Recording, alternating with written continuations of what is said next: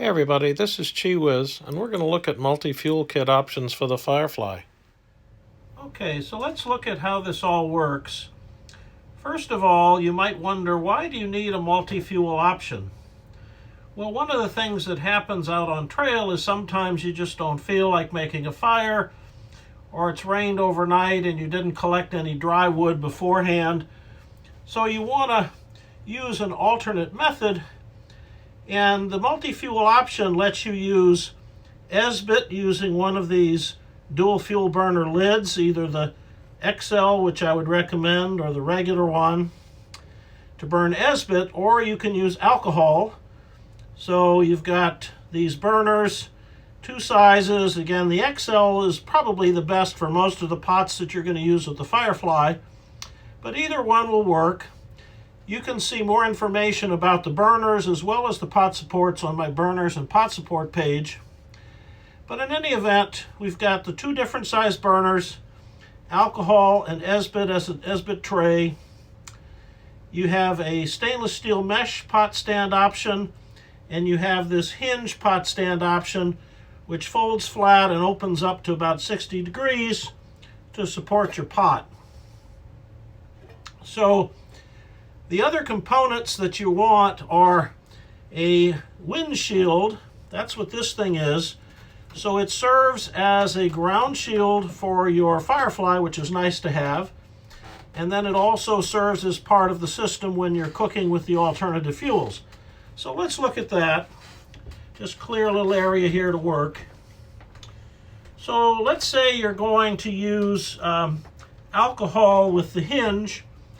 The component I haven't shown you yet is this base, which just serves to prevent sinking into the ground and also to reflect heat up to your pot. So let's say you're going to use, as I mentioned, the dual fuel XL. You're going to use the hinge. And then the next thing is you're going to put your pot on after you get the burner lit. And then the question is, how are you going to protect that from the wind? And this is where the FireFly comes into dual use. So you take out the mesh insert, open up the four sides, and this then serves as part of your windshield, part of your wind protection, and goes around the majority of the pot. You want to leave maybe about a ½ inch gap.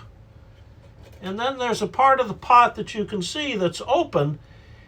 And this would be where you want the wind to come in, because then you're going to use the windshield piece to close off that side and protect that side from the wind. And this basically goes all the way to the ground, so it provides a lot of wind protection. In the event that there is wind that's blowing that around, you can support it with a couple of twigs and just kind of help keep it in place that way. And that'll cook very nicely, almost efficiently as one of my wind screens would work for the heating of your water in the pot and cooking without any extra equipment. So that's kind of nice and quite lightweight. I put the weights on my site for you to see. And there is a version for the regular FireFly. There's also a version for the FireFly XL, which is slightly more expensive because it's slightly larger as far as the windshield piece and the base.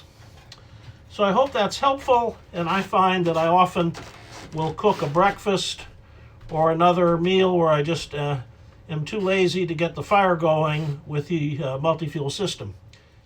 So you might be wondering, why not just use some aluminum foil or aluminum flashing for these components, the base and the windshield? And you could certainly use aluminum flashing, but that would be heavier.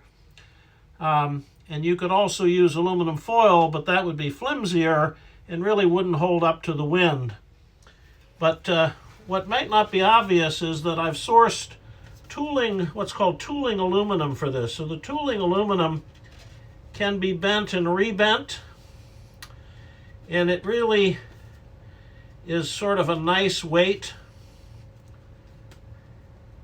You can straighten it out. You can remove creases with your fingernail. And it just is a nice solution to this sort of a need, and is certainly lighter than aluminum flashing or some of the other options. But those will work, and you could certainly DIY something similar to this. So take care next time you're out on the trail. Hope you have some great treks coming up. I know I will.